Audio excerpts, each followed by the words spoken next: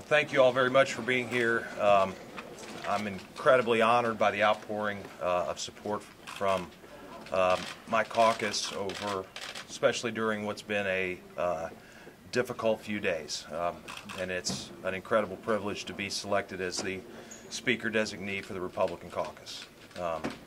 We are a little less now than 24 hours away from the end of session, and the House plans to get back to work starting at 10 o'clock in the morning.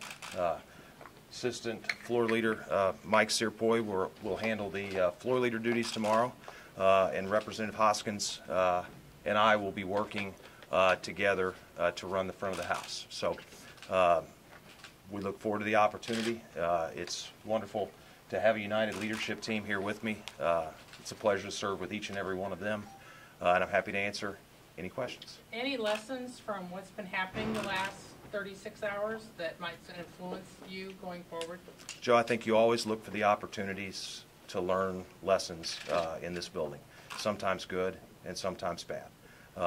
We will certainly do everything we can to learn from the events that have happened this year and put ourselves in a position not to make those same mistakes again. You had no opposition, is that right? There was nobody else nominated. Any discussion so far as to what you'll do in the future moving forward to prevent something like this happening? Well, I think I've already spoken with several of my members who are interested in reviewing what our intern policy is and to making sure we craft the strongest intern policy we can. That effort will begin as soon as we complete our work tomorrow, and we'll make sure we have a strong policy in place before the beginning of the year. How quickly will you vote on your speaker? I'm sorry. How quickly will you vote to actually make yourself speaker? Will it be the first thing on the agenda? Will it be later in the day? My understanding is, and Representative Hoskins and I will coordinate that, but that it will be the first order of the day. That's just what I was going to check on. So Deal's resignation will be official when? Tonight? Tomorrow? When? You'd actually have to check with the chief clerk on that. I don't know the specifics of what the speaker's resignation timing was or what it was contingent on, but I'm sure the clerk has that information. So what do you think needs to be passed on the last day of session? Well, I think obviously it's been a tumultuous end of the session, not just on this end of the building, but certainly on the other side of the rotunda. We have a small number of things that are still in the House's possession that can be truly agreed and finally passed. Most of the things that we've been working on are wrapped up in the things happening in the Senate right now. So is the plan to strip out all those amendments? there are a few bills we'll take that approach with tomorrow, but others, we felt like the amendments and House Committee subs that were added to those included important changes that we just can't roll back from. So what is in the House control that you want to pass tomorrow? Well, there's a number of bills, and we could go through all of them. There's an important work comp update that's in our control. I believe there's a use of force statute, which we'll take a hard look to see whether we can truly agree that. I know we would prefer not to take that approach, but we'll work with the bill sponsors of those to unwind those if we can. Will the former speaker be able to vote tomorrow, and did he vote on whether to elect you or not? The speaker was not in our caucus meeting tonight. I do not know whether he will be when his resignation is effective, and so that will determine it.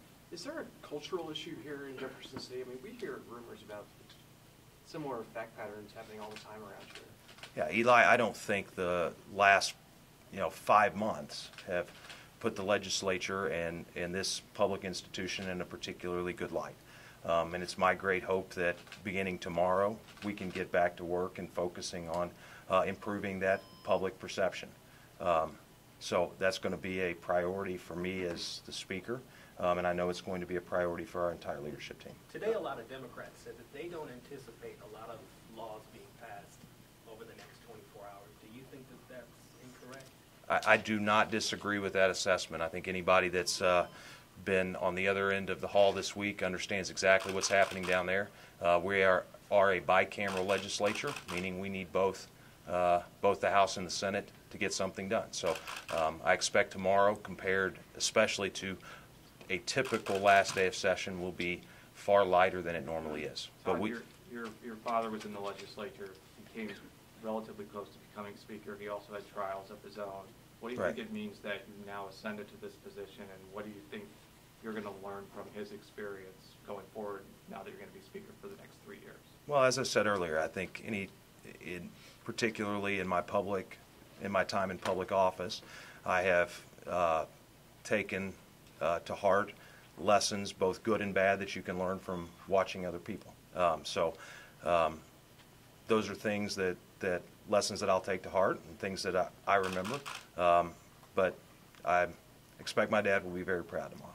Will the decision to elect a new floor leader in your position be at summer caucus, I assume, or will that be? We're going to discuss that a little further as a caucus, but I think the intention right now is to do that at summer caucus. Is there a first bill that you want to come up right after you're formally elected? Well, once that happens, it will actually no longer be my responsibility to decide what that is. It'll be in the hands of Mr. Searpoy. I want to go back. I want to go back just a little bit further than this session. Sure. Right? And Eli mentioned, and you mentioned how it's been a tumultuous year.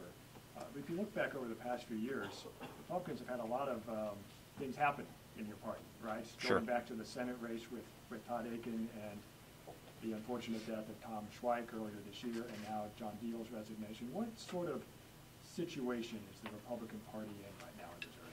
Well, I think the situation is while circumstances haven't been perfect, it's pretty good. We have 116 members of our caucus that are ready to go back to work tomorrow. It's the largest Republican majority in the history of the state. I think we have challenges just like the Democrat Party has challenges. So we will look forward to the opportunity to learn from what's gone wrong in some of those other instances. Obviously, the death of Tom Schweik was a very tragic event for us as a party, and I think hit people very hard. But we'll learn from those lessons and move forward. But I feel very strongly about the strength of the party right now. Since starting tomorrow, you want to work to improve that image. How do you envision doing that? Simply by example? I think it's by example, and I think it's by getting back to work. The 6+ million people across the state sent us here to do a job, and tomorrow we intend to do that job and to complete our responsibilities as they exist over the next 24 hours. What will you say to assure constituents that you won't make some of the same mistakes that Speaker Deal? Well, I think that I will ask them to judge me by my actions and by my character, the same way I've asked my caucus to judge me. Would you send the daughter up here to intern with the legislature? Eli, I believe that there are great opportunities to serve in this building, and I think there's a wonderful opportunity that exists in public service. All of us as elected representatives are here because we believe in public service, and I want to make sure that this state capitol is an environment where young people can come and get the experience in public service that I think they really deserve as part of their college career.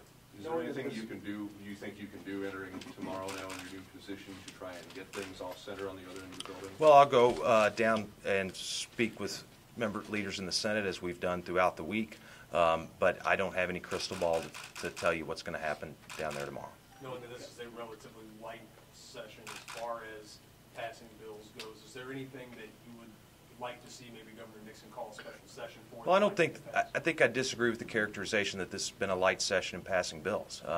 This caucus has been able to move a great number of our priorities and already have them truly agreed and on the governor's desk. But obviously we need to, there are at least one priority piece of legislation that the legislature has to pass, and that's the FRA extension, which has to happen before the end of September. We very much hope we can get that done tomorrow. Last question. Is there anything, once you're named speaker, once tomorrow is over, are there particular goals that you're going to be working on this summer for the next session, things that you want to see the House work on? Joe, we're going to sit down as a leadership team and kind of take stock of what we were able to get accomplished this session and work on building a plan. Not only, I anticipate that the governor won't be satisfied with all of the things we sent to his desk, so we'll first start by working on veto session, and then we'll start working on building a plan for January. Thank you all very much, and look forward to seeing you tomorrow. Is there anything you can tell us you plan to go to tomorrow? No, sir.